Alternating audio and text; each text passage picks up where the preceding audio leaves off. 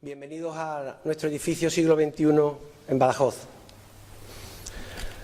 Para mí es un placer, como representante de Ibercaja, compartir con todos ustedes esta nueva jornada de Bitalk, hablamos, y que organizamos con la Fundación Caja Badajoz y al que se suma también la Cámara de Badajoz. Y bueno, pues en esta ocasión tenemos el lujo de contar con Nacho,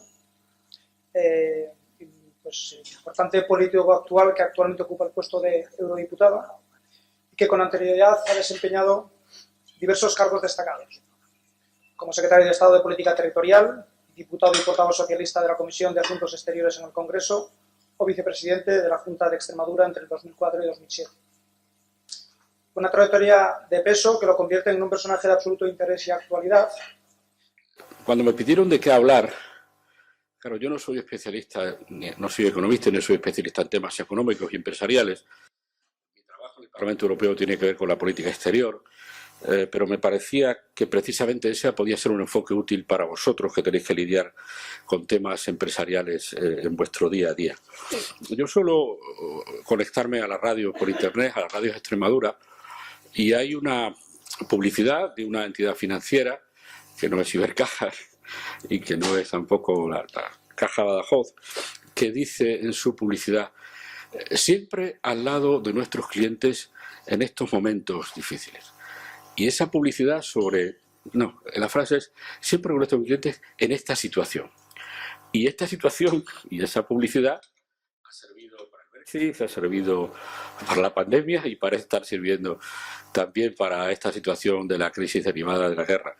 Es decir, esa publicidad permanente ha sabido encontrar una fórmula para decirle a sus clientes: siempre está pasando algo preocupante, y como siempre hay una, entre comillas, situación, aquí tenéis vuestra entidad bancaria que os ofrece tales o tales servicios. Y eso me hacía reflexionar sobre cómo encadenamos crisis de una manera cada vez más frenética y cómo también nos vamos acostumbrando las instituciones a lidiar con esas crisis. ¿Qué está pasando? ¿Por qué todavía no me ha llegado eventualmente alguna dificultad porque voy a tener que competir con importaciones de Brasil o de Argentina? ¿Y por qué no estoy teniendo las ventajas que podría tener si puedo exportar a Brasil o a Argentina? ¿Qué está pasando ahí? ¿Por qué me afecta una cuestión como la del Sahara, en la que la Unión Europea, los tribunales de la Unión Europea han dicho que los productos que salgan de ese espacio político que es la antigua colonia española no pueden ser manejados comercialmente por Marruecos, porque desde el punto de vista del derecho internacional esos no son productos marroquíes. Y por tanto, cuando alguien compra algo a Marruecos, tiene que tener la seguridad de que lo que está comprando no es un producto que tenga origen en el Sahara, porque eso podría crear dificultades o podría ser que esa línea se interrumpiera cuando haya que ejecutar esa sentencia de la Unión Europea. Por tanto, me lo preguntaban los periodistas, pero bueno, es complicado que una empresa pequeña, mediana de Extremadura, se ponga al tanto de la política internacional. No hace falta. Tenéis la Cámara, tenéis el Consejo de Cámaras, tenéis las organizaciones empresariales nacionales, tenéis las organizaciones empresariales europeas, pero alguien tiene que estar echando un ojo a la política internacional para prevenir a las empresas de cosas que pueden pasar y que antes eran imprevisibles y las que es difícil de llegar, pero es que ahora yo creo que echar un ojo sobre esa realidad es necesario. Por tanto, sois conscientes de que estas cosas os afectan. La guerra es un ejemplo evidente de cómo una decisión política en un ámbito relativamente lejano de España va a afectar a todas las empresas y por tanto hay que tener un ojo puesto también en esa realidad. Aunque no sea el vuestro directamente, alguien os tiene que hacer la lectura profesional de qué es lo que puede pasar. Y la otra idea es la que está en el título de la charla, una Unión Europea que se crece ante cada crisis. Era cosa de la que yo me quejaba, ¿se acuerda Juan Carlos? Que era, cuando algo salía mal, la culpa es de Bruselas, cuando algo sale bien, el mérito es del consejero autonómico. esto no puede ser, porque claro, la impresión que tienen los ciudadanos es que todo lo que sale mal por culpa de la Unión Europea, y no es así, y yo creo que es bueno que también como europeos reflexionemos sobre los méritos y pongamos un poquito de cariño al proyecto europeo, con unas constataciones que yo creo que son sencillas de entender por todos.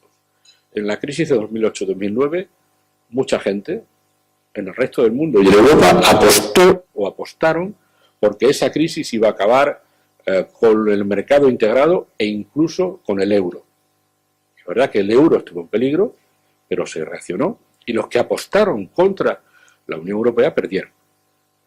Cuando llegó la crisis migratoria también parecía una crisis social difícilmente manejable y puesto que había políticas nacionales muy diferentes sobre cómo había que acoger a los refugiados, principalmente sirios, una política de puertas abiertas de Alemania que absorbió con dificultades, pero sin mayor crisis social, un millón de refugiados sirios, y otros países para los que el único refugiado sirio que querían ver en su frontera era si era cristiano, joven y soltero, pero no una familia con abuelos y con una tradición islamista. La Unión Europea supo superar esa pandemia, supo superar esa crisis y hay que felicitarse por ello. Hoy estamos viendo cómo la Unión Europea es capaz de absorber 4 millones, 5 millones de personas en un mes. Y entonces parecía que iba a ser imposible. Y es verdad que hay cuestiones culturales y que la capacidad de absorción de algunas sociedades es distinta si se trata de una persona de otra cultura, otra religión, otra etnia, que una persona culturalmente más cercana, como pueden ser los ucranianos, pero los que apostaron contra la Unión Europea perdieron. El Brexit, especialmente fuera de Europa, era la puntilla al proyecto europeo, era el principio de la disolución del proyecto europeo. La Unión Europea va a colapsar, va a acabar, Gran Bretaña va a ser capaz de crear grietas en la Unión Europea. No pasó. Para sorpresa de muchos y especialmente para sorpresa de Gran Bretaña, la Unión Europea se mantuvo absolutamente unida en su negociación, con un solo negociador frente a Gran Bretaña y demostrando que nos importaba mucho más la cohesión de nuestro proyecto, puesto a prueba por esa circunstancia, que una relación mejor o peor con Gran Bretaña. Y los que apostaron contra la Unión Europea perdieron. Cuando llegó la pandemia, muchos pensaron también que la Unión Europea no sería capaz de manejarlo y que iba a haber, acordaos, una gran competencia a dentelladas por los recursos sanitarios y por las vacunas. Esa era una primera impresión. ¿Qué va a pasar? Alemania saldrá, pero ¿saldrá Bulgaria? Bueno, no pasó.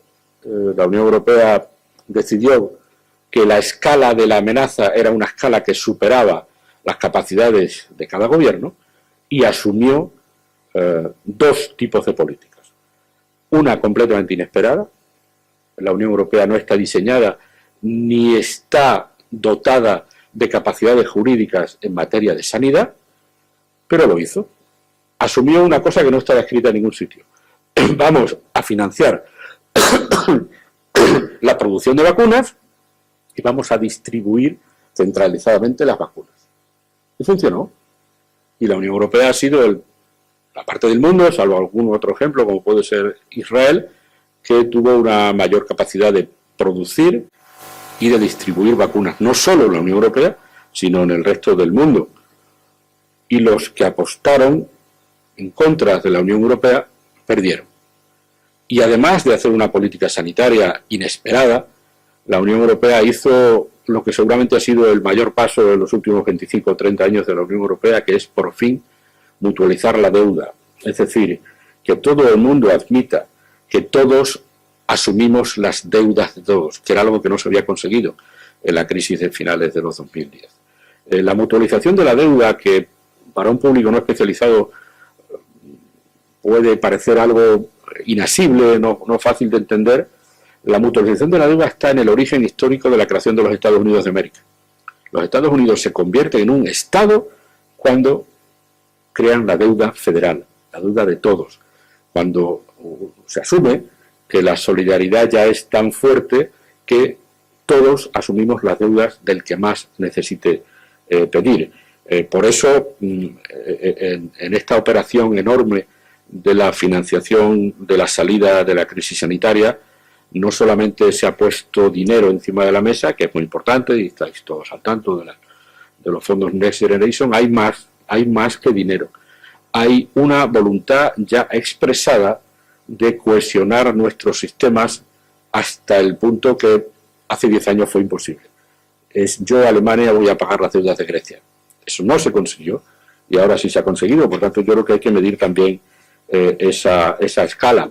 Y los que apostaron contra la Unión Europea perdieron otra vez.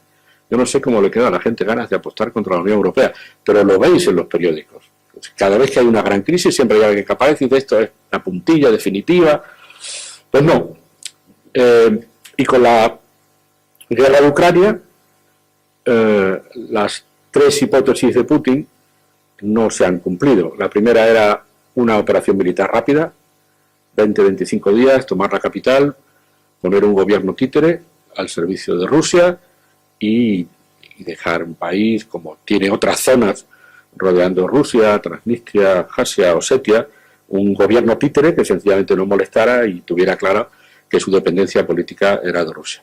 La capacidad militar y el valor de la sociedad ucraniana ha echado por tierra la hipótesis de una guerra rápida, hasta tal punto que en un movimiento que se ha subrayado poco, Putin se ha visto obligado a ir a China a pedir un poquito de atención. Y eso es un fracaso enorme desde el punto de vista político. El otro doble error, el segundo error de Putin ha sido entender que la respuesta de la Unión Europea sería una respuesta parecida a la que tuvimos en Crimea, es decir, una respuesta lenta, una respuesta en la que encontrar acuerdos iba a llevar 2 meses, en la que seguramente Rusia iba a contar con que Hungría iba a enfriar los entusiasmos de los más agresivos. Esa era la hipótesis de Putin. Y por eso Putin, no era Putin, el ministro de Exteriores ruso mandó una carta a cada capital. Putin mandó 27 cartas y solo recibió una respuesta, la de Borrell. Ahí está gráficamente expresado cómo nuevamente los que apostaron por desunir a la Unión Europea en una crisis como esta han fracasado, porque esa respuesta única de Borrell marca una política unitaria hasta este momento. Y aquellos países que tienen una estructura sólida, institucional, rodada, que permite reunir las capacidades de 27 países, estarán mucho mejor dotados ante las crisis que otros. Por tanto, un elemento de por qué la Unión Europea trabaja mejor en las crisis o sale bien de las crisis es que la escala de los problemas ya es adecuada a la escala europea, mientras que ya no es adecuada a la escala nacional. Ya hubiera sido difícil manejar la pandemia para un país potente como España, pero imaginaos Grecia o imaginaos Lituania. Hubieran estado completamente desbordados y, por tanto, estamos encontrando razones históricas para lo que hemos dicho tantas veces. Las amenazas son de una escala que ya supera las capacidades nacionales y aquellos que ya se han organizado para enfrentar esas amenazas de esa escala van a salir mucho más frecuentemente de ellas. Para eso hay que tener voluntad política de hacerlo.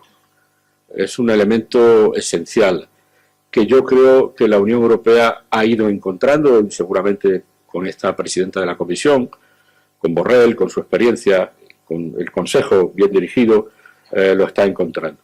El problema algunas veces era que la Unión Europea no se atrevía a dar el paso, pero estas enseñanzas sí que están sirviendo para que los dirigentes de la Unión Europea dicen, si lo hicimos en 2009, si lo hicimos con la crisis migratoria, si lo hicimos en el Brexit, si lo hicimos por la pandemia, ¿por qué no lo vamos a hacer igual ahora?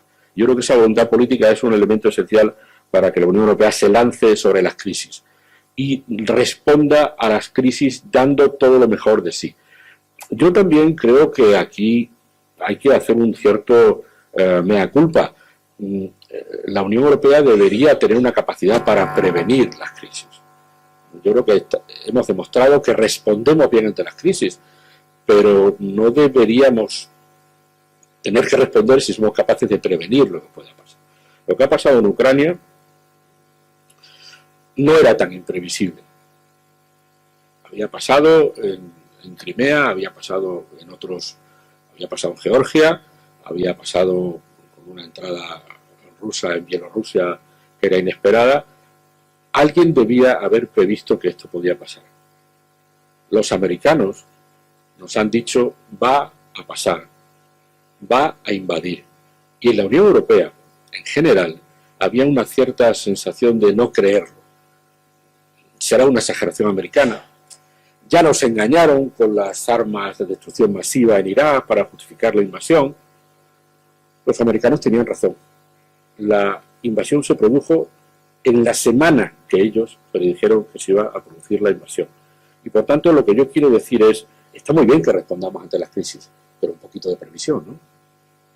Porque si otros sabían que esto podía pasar, nosotros deberíamos tener las capacidades, por lo menos, para analizar del mismo modo y saber que esto podía pasar. Y ahí habría que hablar mucho de las debilidades todavía de nuestra política exterior, que es una política exterior en la que no ha sido entregada completamente a la Unión Europea. Obviamente los Estados miembros tienen su propia política exterior y eso permite que la Unión Europea haga política exterior, pero no seguramente con toda la profundidad que lo podría. Necesitamos una diplomacia propia, de verdad. Hasta ahora hemos tenido una diplomacia prestada. Los embajadores de la Unión Europea en el mundo son embajadores diplomáticos profesionales de los países que se quedan por 4 años en la Unión Europea y vuelven a sus países. Eso está bien para empezar, pero yo creo que hay que dotarse ya de otro tipo de instrumentos si queremos ser un actor global. Y aquí hay una cosa que tiene que ver mucho con vuestro mundo. En esta cierta debilidad de la Unión Europea o esta cierta falta de escala entre la ambición de ser un actor global y los instrumentos que se tienen para ser un actor global, el gran arma de la política internacional europea es el comercio. ¿Cómo? Con una política de acuerdos comerciales que es capaz de provocar reformas en todo el mundo. Nosotros tenemos la suerte de ser un mercado de 450 millones de personas con una renta altísima en términos comparativos con el mundo y todo el mundo quiere vender aquí. Y todo el mundo quiere poner aquí sus productos y nuestra política es, si usted quiere vender aquí sus productos, tiene que hacer un acuerdo comercial conmigo y ese acuerdo comercial no crea usted que solo va a ser una cuestión sobre tarifas, cuotas o límites. Los acuerdos comerciales de la Unión Europea tienen una parte que es política. Y los países que quieren firmar un acuerdo con la Unión Europea tienen que reformar muchas cosas. Tienen que suscribir todas las convenciones internacionales de la Organización Internacional del Trabajo, es decir, tienen que proteger a los trabajadores, no puede haber trabajo infantil, tiene que haber igualdad de salarios entre hombre y mujer, tiene que haber libertad sindical, y nosotros provocamos que esos cambios se produzcan en los países con el sencillo expediente de decirle, si usted quiere vender en mi mercado, y todo el mundo quiere vender en nuestro mercado, usted tiene que reformar esta ley, tiene que crear una jurisdicción laboral, tiene que permitir una libertad de sindicatos, tiene que proteger unos salarios mínimos, tiene que prohibir el trabajo infantil. Y de ese modo, la Unión Europea ha sido más eficaz que con cualquier otro instrumento para modificar el mundo a su alrededor, porque además es unilateral. Aquí no hay una negociación, en realidad. Nosotros imponemos, con nuestra capacidad de atracción, imponemos las condiciones para que sus productos entren en este mercado. ¿Qué es lo que está pasando ahora en el mundo económico a raíz de estas crisis? Me acuerdo cuando Juan Carlos y yo y Ramón estábamos todavía haciendo el discurso de la globalización ordenada. Es decir, una globalización que permite que las cadenas de producción sean muy largas, que no importe mucho dónde se produce un elemento de un bien o de un servicio porque hay una movilidad grande, porque hay una capacidad logística de transporte por todo el mundo y porque hay una economía globalizada y abierta que permite una movilidad de todos los factores de la producción. Bueno, estas crisis están terminando con ese paradigma. Ya se importa dónde se producen las cosas. Descubrimos dramáticamente al principio de la pandemia que no teníamos mascarillas y que no las producíamos y que no teníamos respiradores y que no los producíamos. Y empezó esa carrera enloquecida a intentar buscar proveedores de todo, y algunos pillos, estamos viendo cómo aprovecharon esa necesidad enorme para hacer negocios y comprar yates de lujo. Pero no es eso lo que me interesa hoy. Hoy estamos volviendo a una economía en la que ya sí importa dónde se producen las cosas, porque no hay ninguna seguridad de que este mercado abierto y global vaya a durar para siempre, como están demostrando muchos conflictos. Y por tanto hay que dotar a la Unión Europea de lo que llamamos una autonomía estratégica, que quiere decir, vamos a intentar tener y producir todo lo que podamos producir en nuestro área o con cadenas de valor muy cortas, introduciendo en esas cadenas de valor a algunos países estables y vecinos de los que nos fiemos, porque ya hemos visto lo que pasa cuando esa cadena de valor es muy larga y, por ejemplo, tenemos que parar la producción de coches porque no nos llegan semiconductores, porque las materias primas para hacer semiconductores no están en nuestros mercados. Por tanto, esa idea un poco ingenua de que la globalización iba a arreglarlo todo y que daba igual donde se produjera la cosa, está en crisis, y hoy todo el mundo preferiría tener la seguridad de que lo que necesita para producir lo tiene en el entorno cercano, geográfico o seguro políticamente, para que estas crisis no nos afecten como nos están afectando. Y ahí va esta lógica de la autonomía estratégica que tiene que ver con esas cadenas de valor acortadas y que tiene que ver con la soberanía energética. Hemos descubierto, otra vez, dramáticamente, que algunos países tienen una dependencia del gas ruso, me parece que en algunos casos llega al 70%. Nosotros tenemos el 6 o el 8, he visto cifras distintas. No nos sería muy difícil reaprovisionarnos de gas en otros mercados para cubrir nuestro 8% de gas ruso. Estados Unidos ha ofrecido su gas. Hay una paradoja en esto.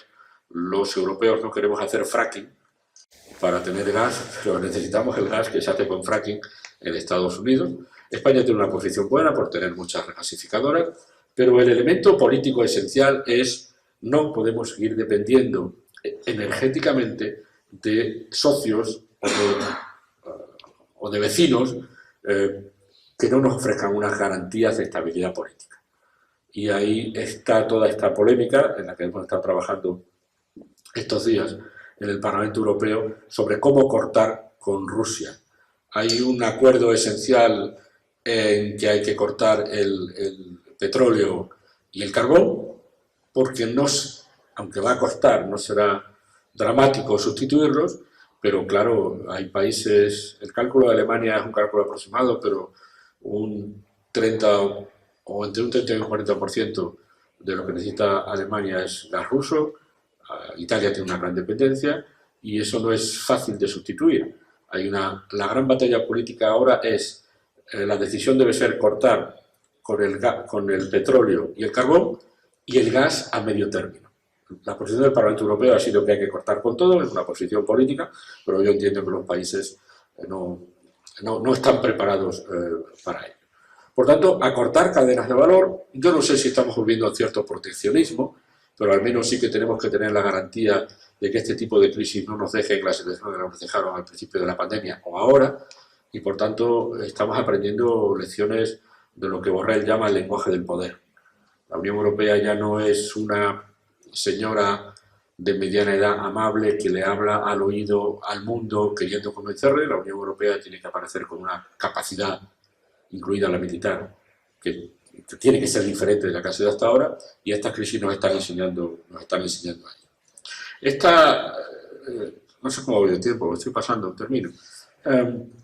Esta crisis de Ucrania, que repito, tenía que haber estado prevista, va a tener consecuencias sobre todo el mundo, ya las está teniendo.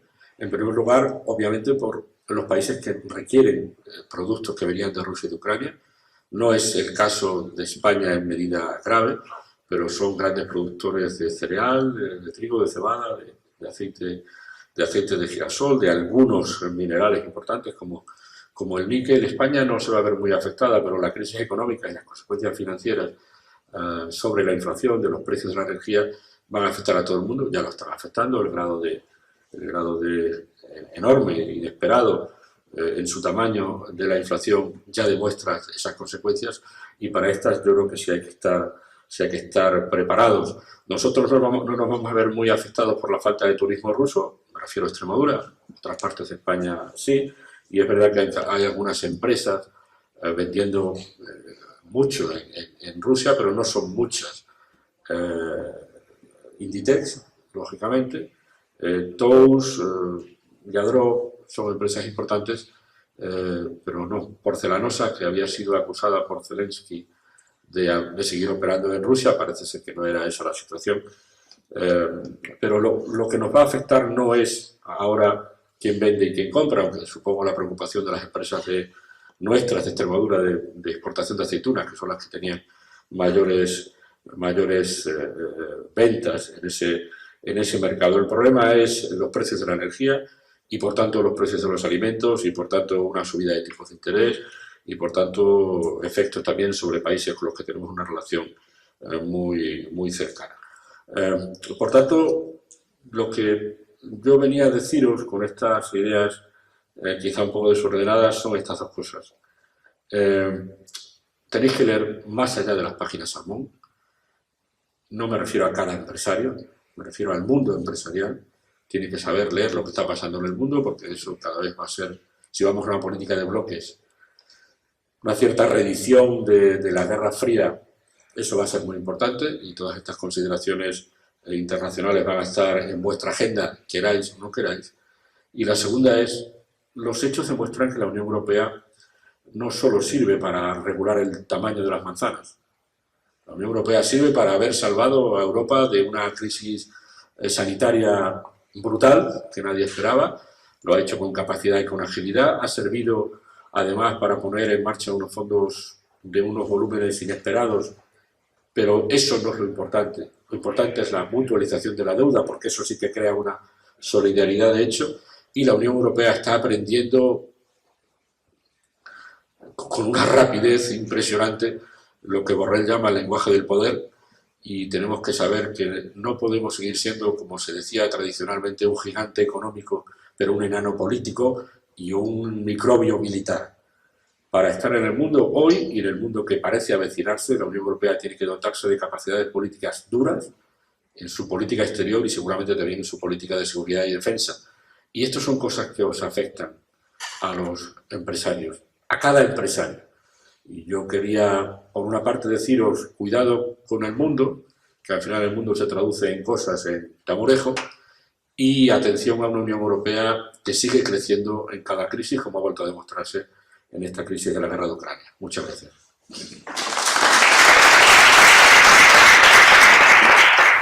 Sí, gracias, Alex. Efectivamente, es decir, Europa era un sitio donde se producían Audis y el trigo lo comprábamos fuera. Era fácil, ¿no? Era un poco una especie de sobreentendido de cómo funcionaba el mundo, y eso estamos descubriendo que no es así. Y eso pone efectivamente a las zonas agrícolas en una situación de privilegio. El otro día leí un artículo de la prensa regional que me parecía que estaba muy bien, y era la enorme cantidad de tierras abandonadas. Que ya no eran rentables porque los productos que podrían producirse en secano ya no lo eran, pues seguramente muchas de las tierras abandonadas en toda Europa van a tener que ponerse en producción. Y vamos a necesitar esa producción agrícola y vamos a tener que incentivar que no haya tierras. Ha pasado con el barbecho y va a pasar con muchos productos que necesitamos que vuelvan a producirse aquí. Yo creo que aquí la Unión Extremadura tiene una oportunidad de volver a poner el mundo agrario, que ya se puso en valor con la pandemia, volver a ponerlo, pero ya en la gran escala. Necesitamos producir cosas que antes comprábamos. Y esas cosas son especialmente alimentos. Por tanto, yo creo que sí. ¿Qué estamos haciendo ante la necesidad de alimentos? Estamos flexibilizando algunas normas que dificultaban la entrada de alimentos. Para decirlo en términos muy gráficos, Europa es muy exigente respecto de la entrada de alimentos y de los tratamientos, por ejemplo, fitosanitarios que han tenido esos alimentos. Europa tiene una regulación medioambiental y sanitaria la mayor y más exigente del mundo, y a veces no dejábamos entrar cosas porque habían sido tratados con sistemas fitosanitarios que no nos parecían los mejores. Vamos a tener que flexibilizar eso, porque vamos a necesitar producción y tenemos que ceder, digamos, en algunas de esas exigencias, y yo creo que eso ya se está haciendo. Se está haciendo y se está poniendo en los papeles para que se pueda importar lo que necesitemos con más facilidad. Lo otro es la clave. Es decir, en una situación en la que la Unión Europea estaba dentro de la agenda de esta comisión, teníamos que pasar a la economía verde y digital, en un momento en el que estábamos haciendo el acelerón para dejar las energías fósiles, sucede una crisis y tenemos que plantearnos cómo sustituimos energías fósiles. La mayor urgencia es, como esto no se cambia de la noche a la mañana, tengo que traer esa energía fósil de otro sitio. Y tengo que hacer regasificadoras, y tengo que pedirle a Argelia que me venda más, y tengo que ver, tengo que comprar más petróleo a vecinos poco recomendables, como Venezuela. Ahí también hay una cierta flexibilidad política. En este mundo en el que la Unión Europea y América necesitan aliados, y esa alianza de países contra la invasión y contra unas relaciones internacionales basadas en la fuerza, hay que mantenerlas, vamos a ser muy extraños compañeros de cama. Y le vamos a decir a todo el mundo, ¿y usted qué tiene para darme para que yo le vuelva a considerar alguien fiable con el que tratar? Bueno, pues ahí están los americanos yendo a Venezuela. Los americanos yendo a Venezuela. La Venezuela que estaba pensando que Estados Unidos estaba provocando, si pudiera, un golpe de Estado para quitar a Maduro. Esos Estados Unidos están yendo a Venezuela porque sencillamente ha habido un nuevo reparto de cartas económicas en el mundo y ahora Venezuela tiene una carta que se llama petróleo que va a ser muy necesaria. Vuelvo al argumento principal. En el momento en el que estamos planteando ir abandonando las energías fósiles, se produce una crisis y la primera opción es esa misma energía fósil desde otro sitio. Pero hay otra opción, hay otras dos opciones. La nuclear, es decir, la energía nuclear tiene graves dificultades en el manejo de los residuos, pero no crea problemas desde el punto de vista ambiental, desde el punto de vista del carbono. Bueno, hay países que van a volver a la energía nuclear. En Francia ya lo han anunciado y otros están dudando. Pero eso no se... Volver a un plan nuclear no se hace un año, ¿verdad? Yo no sé, no me acuerdo. Si tiro de mi memoria personal y me acuerdo de lo que se tardó en hacer Almaraz, supongo que ahora serán mucho más rápidas. Algunas centrales rusas se han hecho en muy poco tiempo, pero esa es una opción que está sobre la mesa. No me crea problemas de huella de carbono, aunque haya un problema posterior de manejo de los residuos. Pero la otra tesis es, bueno, pues hay que acelerar el desenganche de las energías fósiles, que es la posición del gobierno español, de los gobiernos quizás más progresistas en materia ambiental. Tengo un problema acelerado con las energías fósiles, tengo que acelerar la sustitución de las energías fósiles por energías renovables. Y ese es el debate ahora mismo. Ese es el debate ahora mismo. ¿Cómo desengancharse? Si nos desenganchamos sustituyendo y siguiendo con nuestros planes que durarán 20 o 25 años, o si, ante estas circunstancias, en vez de pensar en sustituir energías fósiles de vecinos poco fiables, trayéndolos de vecinos más fiables, lo que hacemos es acelerar el proceso de sustitución en general de las energías fósiles. Y ese es el debate en el que se está ahora mismo, en el que la Comisión apuesta por realmente un desenganche de las energías fósiles en general. Y aunque todo el mundo entienda que desengancharse del gas, especialmente países que pueden depender un 50, un 60 o un 70, del ruso me refiero, no lo pueden hacer en 15 días, que se comprometan a hacerlo a medio término. Por lo tanto, veis aquí cómo se mezclan las consideraciones políticas con estas cuestiones económicas del día a día. Es decir, ahora Venezuela es un socio con el que tengo que sentarme, y ahora Rusia, que ha sido un proveedor fiable desde el punto de vista de su capacidad de producción y de precios, ya no lo es, y tengo que cambiar todo. Por eso, otro argumento más para decir, hay que leer las páginas internacionales de los periódicos cuando uno quiere saber lo que va a pasar en su empresa de exportación de aceitunas. La posición de Europa, de esta comisión y de este periodo de la política europea sobre la energía verde es obvio, ha sido una apuesta que solo se paró o se suspendió por la pandemia. Esta iba a ser un periodo de 5 años de economía verde y circular, estaba decidido. De hecho, la acusación que se ha hecho a la Unión Europea es que iba demasiado deprisa, no que fuera tímido. En relación con esta vieja cuestión de cómo se traducen los beneficios de una producción en el territorio que la produce, hay que tener cuidado. Porque Extremadura no es Renania del Norte-Westfalia. Es decir, si algún día consiguiéramos que por producir energía, la energía aquí fuera más barata, eso significaría que la gente de Barcelona, los coches SEAT se los venderían más baratos por producirse allí. Cuidado, porque esto solo pueden permitírselo los que tienen de todo, ¿eh?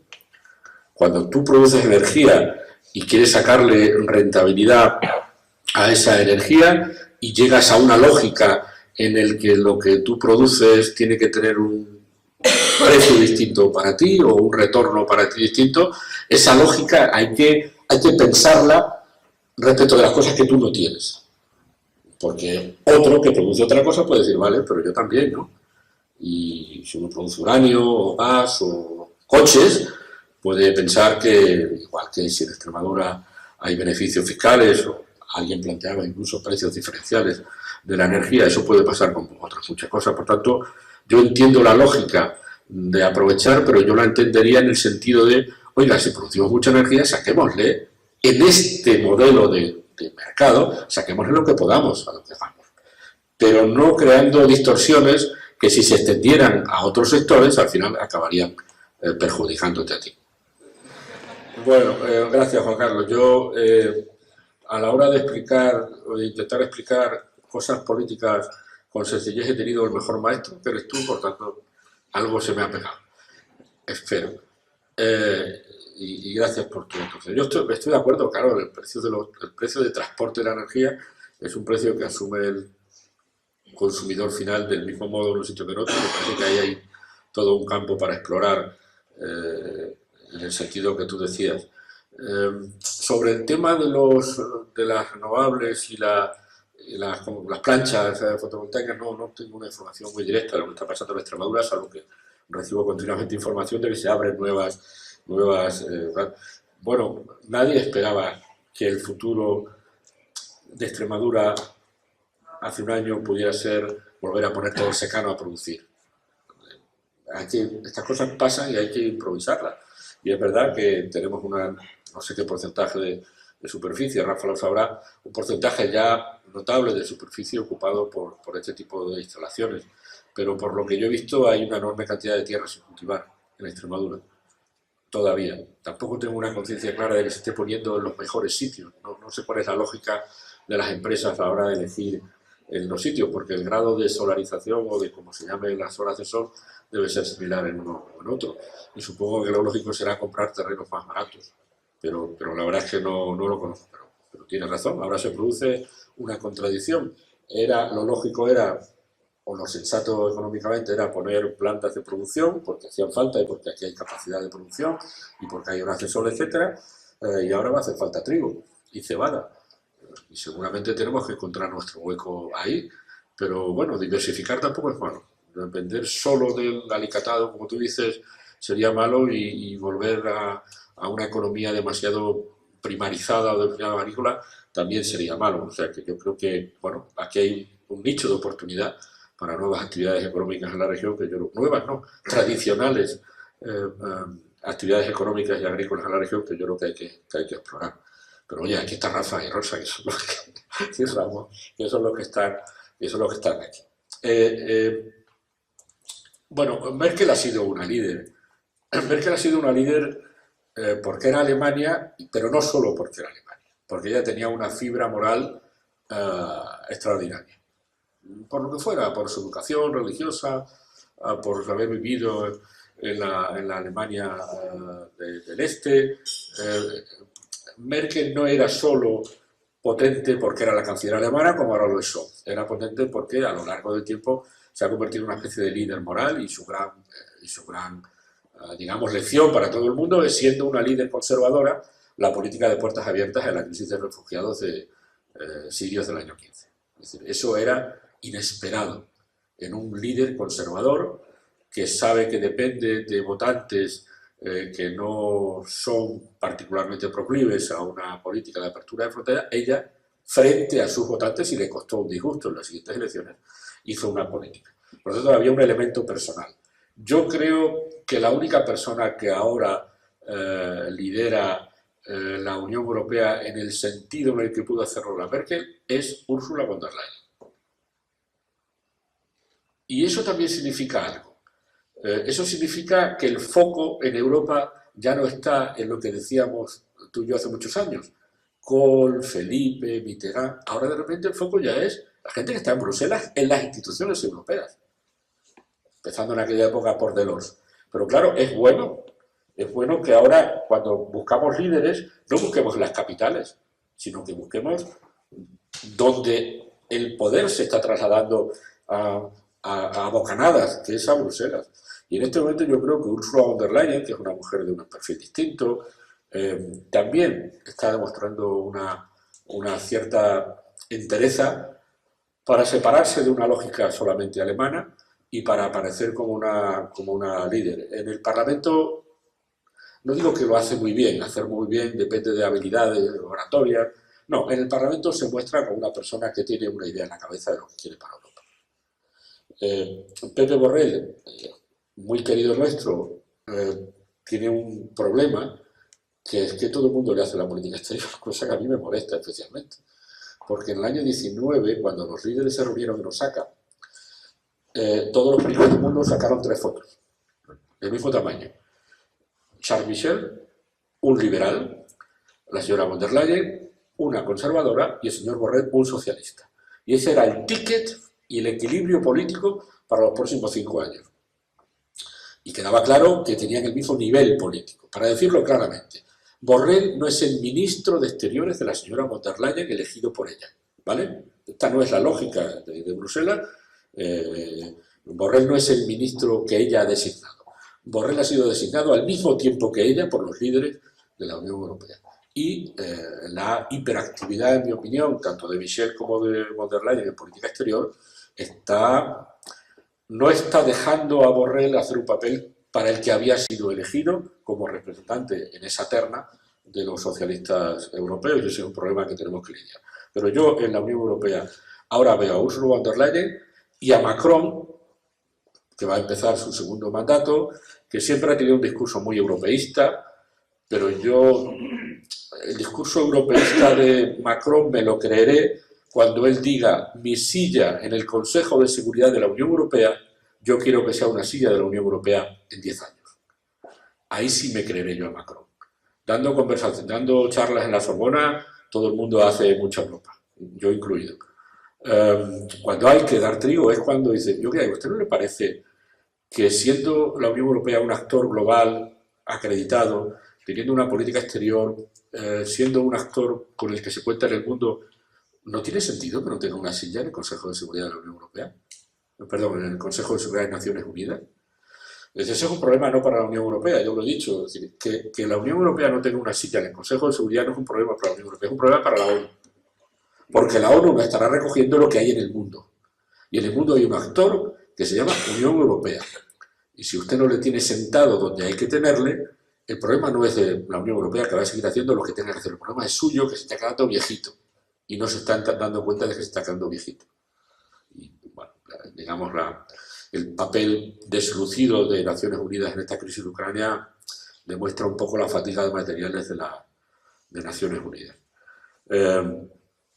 Ursula von der Leyen y Macron. A mí me satisface mucho que Pedro Sánchez haya hecho una cosa que no habían hecho los presidentes españoles. Que yo tengo una cosa en mi agenda y me voy a venderla por las capitales. Eso con Rajoy nunca pasó. A Rajoy los asuntos europeos le aburrían.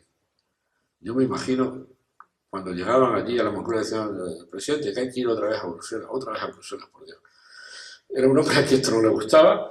Nosotros pudimos ocupar la silla británica por mera incomparecencia y Rajoy fue invitado a una cumbre en Versalles en la que los 4 grandes, entre los que ya estaba España, se sentaban, una vez que desapareció de la foto Gran Bretaña, pero no continuamos esa política. Y a mí me agrada mucho que Pedro Sánchez, junto con el primer ministro Costa, hayan conseguido lo que han conseguido en materia de diferenciación de precios energéticos, yéndose a negociar a todos sitios, que es una cosa que los presidentes españoles lo hacían. Los presidentes españoles iban al Congreso y decían, esta es la posición española, voy a defender esto, voy a defender lo otro, y venían y lo conseguían o no lo conseguían. No, lo que hay que hacer es coger el avión. Hay que coger el avión, revisitar 5, 6, 7, 8 capitales, ir creando ambiente para lo que tú quieras hacer, ir a Bruselas, como se ha ido la última vez, amenazando uno con levantarse y diciéndole a los colegas, no hagáis maletas, porque esto va a durar hasta el domingo por la mañana, y al final consigues lo que sea a determinada hora de la noche. Es decir, esa actitud me parece buena, pero Pedro Sánchez lleva muy poco tiempo en el gobierno, tiene un gobierno de coalición, todavía no puede aparecer como un gran líder europeo como es Macron o como es, en mi opinión, Ursula von der Leyen. Pero esas son las figuras que veo. Pero no es malo, o sea, no es malo. Sí es malo que no haya grandes políticos en general en la Unión Europea, o por lo menos que no lo haya del nivel que hablamos de Kohl, Delors, Mitterrand, Felipe González. Pero es bueno que cuando nos pongamos a buscar líderes, ya no busquemos solo en las capitales, sino busquemos también en Bruselas. Es decir, nosotros la batalla ya la dimos. Para nosotros el Next Generation ya pasó. Es parte de una agenda en la que nosotros ya hicimos lo que teníamos que hacer. Ahora lo que corresponde es que lo gasten las administraciones nacionales, regionales y locales. ¿Qué hace la Unión Europea? La Unión Europea va librando los fondos de acuerdo con las peticiones de los gobiernos y de acuerdo con el grado de ejecución del tramo anterior. Y yo creo que la ejecución española no iba mal, aunque no tengo los datos concretos, pero aparentemente no iba mal. Se han aprobado 11 PERTEs, no me acuerdo exactamente. Se están, aparentemente desde el punto de vista de los grandes números, se están gastando bien. Yo no sé si eso quiere decir que haya llegado ya a las empresas o al último destinatario. Tú me dices que no, pero la verdad es que yo no lo sé. Pero para nosotros el Next Generation ya pasó. Nosotros ya hicimos nuestra tarea en Bruselas. El dinero está ahí, en la forma que se acordó, con las 2 fórmulas de subvención y de préstamos que se acordaron. Los tramos se han ido librando. El plan español fue el primero que se presentó y logró un aplauso unánime porque estaba muy bien planteado, iba en la línea de lo que quería la Comisión, y ahora nosotros, como instituciones europeas, lo que esperamos es a ver la ejecución y los órganos de control, controlar que ese dinero se ha ejecutado bien. Esto es un proceso que lleva mucho tiempo, pero desde el punto de vista político, nuestra tarea terminó cuando, con gran alegría de todos, conseguimos dar ese enorme paso de que esos fondos se ponían a disposición, que se iban a crear nuevos recursos para el presupuesto de la Unión Europea y que junto al marco comunitario de esos años venía esa otra enorme cantidad de dinero. Ahora la responsabilidad está en las administraciones. Yo siempre vi un problema. Hicimos una ley de contratos pensado para acoger a los pillos y no para gastar ágilmente. Quizá porque cuando la hicimos había muchos pillos que coger, pero yo creo que me parece que lo estaba haciendo la Junta, una ley de simplificación administrativa, porque nuestra regulación de los contratos públicos era una regulación muy exigente desde el punto de vista de las garantías, pero que sacrificaba agilidad. Y ahora, teniendo esta enorme cantidad de recursos, lo que hay que hacer es gastar ágilmente, procurando, claro, que tener los sistemas de control que no permitan algunas pillerías de las que estamos oyendo hablar. Pero nosotros ya solo esperamos los datos de ejecución. Me refiero como Unión Europea. Y ahora son las administraciones, especialmente la española, la nacional me refiero, que se reservó gran parte de la capacidad de cómo organizar esa distribución de fondos para que empiecen a mandar los expedientes terminados, finalizados, para luego su control contable por la Unión Europea y su control en el Tribunal de Cuentas Europeo, pero eso ya llegará cuando llegue. Hay una cosa que yo oigo en los medios de comunicación españoles que siempre nos enfada mucho en Bruselas. Claro, va a venir mucho dinero, pero fíjate que en el anterior marco comunitario solo se ha ejecutado el 80 y ya estamos en el último día del marco. La gente no tiene ni idea. Es decir, el marco comunitario, a la hora de pagar y facturar y justificar, termina 3 años después. Pero en la prensa, los tertulianos estos de por la mañana dicen estas cosas. Porque no. España ha ejecutado siempre muy bien. Todas las administraciones españolas han ejecutado siempre muy bien. Siempre. No tenemos nunca hemos tenido un problema histórico de ejecución. Lo que pasa es que falta mucho tiempo. Cuando se termina el marco comunitario el 31 de diciembre del 21, faltan 3 años después para poder justificar todo ese dinero. Por tanto, no os hagáis caso cuando os digan que hay una baja ejecución. Puede haberla, pero históricamente España ha ejecutado muy bien y todas las administraciones españolas también. muy por encima de otras administraciones de otros países, y en este caso de Next Generation, la Unión Europea está esperando que el dinero se gaste en lo que cada plan nacional ha comprometido, porque a nosotros ya solo nos corresponde verificar que el dinero se ha gastado bien cuando se haya gastado. Quiero decir que esto lo tenéis que hablar con las autoridades más cercanas, con el Ministerio, con la Junta, etc. Gracias. A veces pedimos a la Unión Europea, cuando algo nos parece que no funciona bien en nuestro país, le pedimos a la Unión Europea que haga cosas que no hace ni que está en su programa hacer. La regulación de este tipo de empresas o de los autónomos es una cosa que depende de la legislación de cada país y hay legislaciones muy diferentes. La Unión Europea trata de inyectar fondos en las zonas que tienen más dificultades. Tú te referías a las dificultades de transporte de Extremadura, y eso ha sido así tradicionalmente. Toda la política regional europea es una política de diferenciación, y nosotros, que hemos sido objetivo 1 o objetivo preferente, hemos tenido una financiación mayor que otras regiones que tenían otros métodos o otra economía más saneada. Por tanto, la Unión Europea lo que siempre hizo fue tratar desigualmente al desigual, y por eso había regiones con distintos objetivos, se llamaban en aquel momento, en la política regional, y la política regional europea, como cualquier política regional, porque esa es la esencia de una política regional, era diferenciadora. Es tratar diferente al que tiene situaciones diferentes. Puede ser por el nivel de paro, por las dificultades de infraestructura, por la baja densidad de población, por miles de cuestiones. Pero la Unión Europea siempre ha sido muy de diferenciar.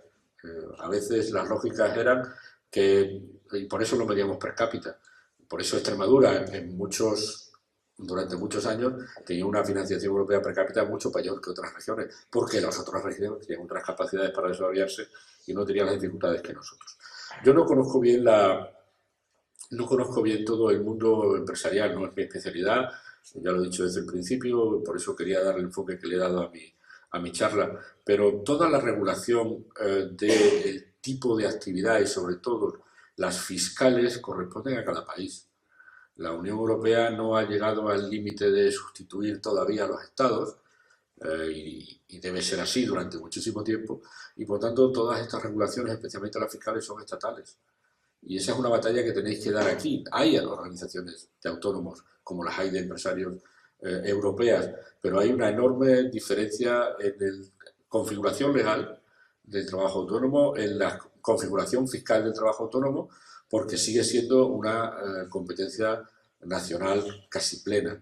Y por tanto la Unión Europea no distingue, yo creo, tendría que recordar en qué políticas podría haber algo distinto, pero no distingue un tratamiento específico para autónomos en las grandes políticas de la Unión Europea. Son las administraciones nacionales y regionales las que, dentro de su marco legal y fiscal, determinan cuál es su política respecto del trabajo autónomo. Lamento no poder ser más útil.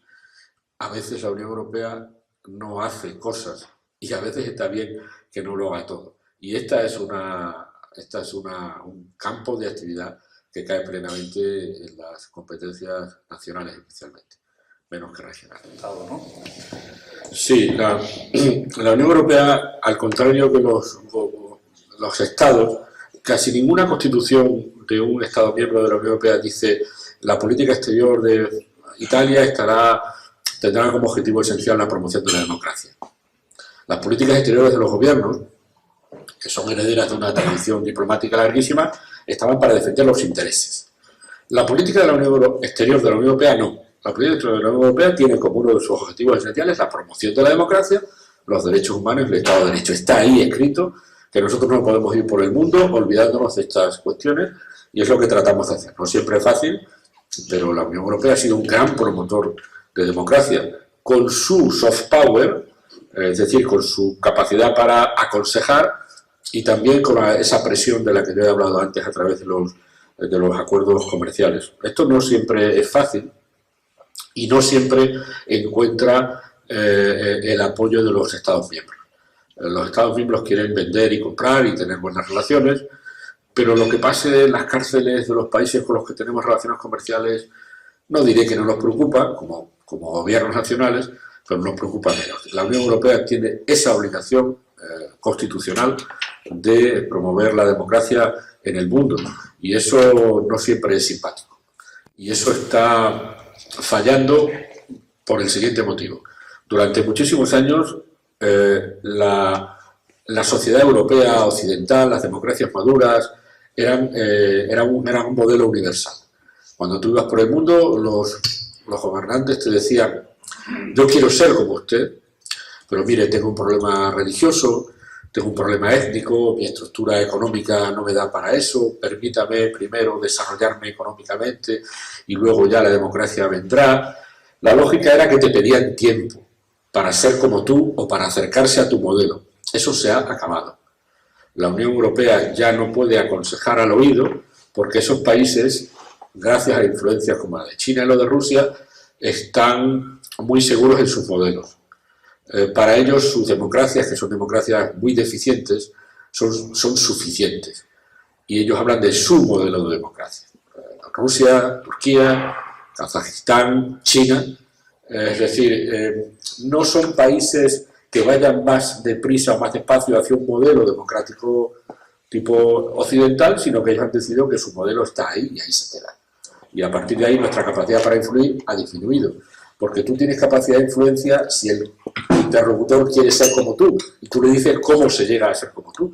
Si tu interlocutor ya no tiene ningún interés en ser como tú y le basta con que haya un simulacro de elecciones para elegir un hombre fuerte, siempre hombre, y a partir de ahí no hay parlamento, no hay check and balance, no hay democracia, no hay derechos personales, porque todo se basa en que yo he sido elegido por las urnas, a pesar de que las elecciones sean muy deficientes, pues tu capacidad de influir disminuye.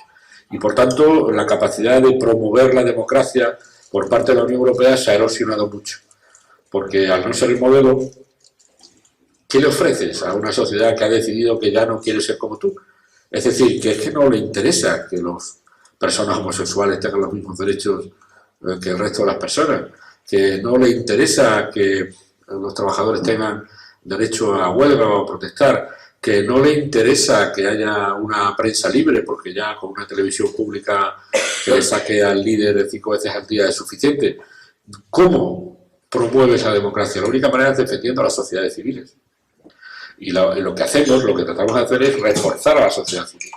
Por eso le damos un premio Sájarov a Navalny, y por eso tratamos de que las organizaciones de derechos humanos en los países con problemas tengan financiación europea, porque no podemos influir ya en los gobernantes, intentamos mantener al menos en la sociedad civil la capacidad para que sean críticos respecto de esos gobiernos. Y aquí viene ese gran debate. Si mi política exterior ya no puede basarse en el consejo al oído, pues tendrá que basarse en esas otras cosas de las que estamos hablando, ¿no? Una capacidad militar, una capacidad de presión, una capacidad de presión económica y comercial que te permita que el mundo sea mejor. ¿Y por qué la Unión Europea se pone como obligación que el mundo sea mejor? ¿Por qué de repente tiene que hacer algo diferente de lo que hace Francia, que es defender sus intereses? Por un motivo muy sencillo. Un mundo de democracias es un mundo más previsible y más seguro.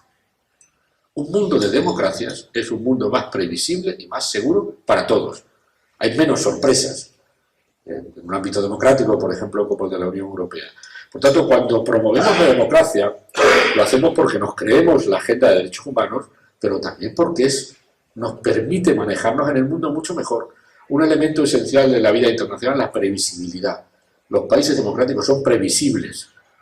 No hacen cosas raras como invadir un país de la noche a la mañana como ha hecho Putin, o hacer las cosas que hace Erdogan en Turquía, o las cosas que hace China. Somos previsibles y por eso la capacidad para que el mundo funcione mejor se basa en esa previsibilidad. ¿Qué es lo que estropea ese panorama?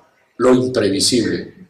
Que alguien decida que tiene derecho a ocupar militarmente un país por si eventualmente ese país tiene la ocurrencia de soberanamente incorporarse a la OTAN.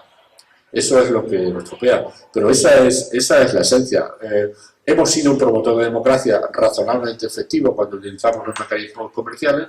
Somos un promotor de democracia menos capaz, pero con igual voluntad cuando lidiamos con sistemas autoritarios por el mundo, como China. ¿Cuál es el problema con China? El problema con China no es que China no sea una democracia y que siga siendo un sistema de partido único, como Cuba. El problema es que China le está diciendo al mundo esa idea de que todos los seres humanos tienen un conjunto de derechos solo por serlo es una imposición colonial. Es algo de los occidentales, no está en mi cultura ni en mi tradición. Y por tanto, cuando a un país le vendemos que los derechos fundamentales y la Carta de Derechos de Naciones Unidas es para todas las personas del mundo, ellos dicen, no, no, esto es una cosa de los occidentales, de su cultura, de su tradición. Nosotros tenemos otra. Y en esa no entra que uno pueda ejercer libremente su opción sexual, por ejemplo. Ese es el problema con China. El problema no es que China no sea una democracia, el problema es que China le vende al mundo que ser una democracia y respetar los derechos es una cosa de los poderes coloniales occidentales y no algo que realmente una conclusión de la humanidad de que todas las personas tienen derechos por el simple hecho de serlo.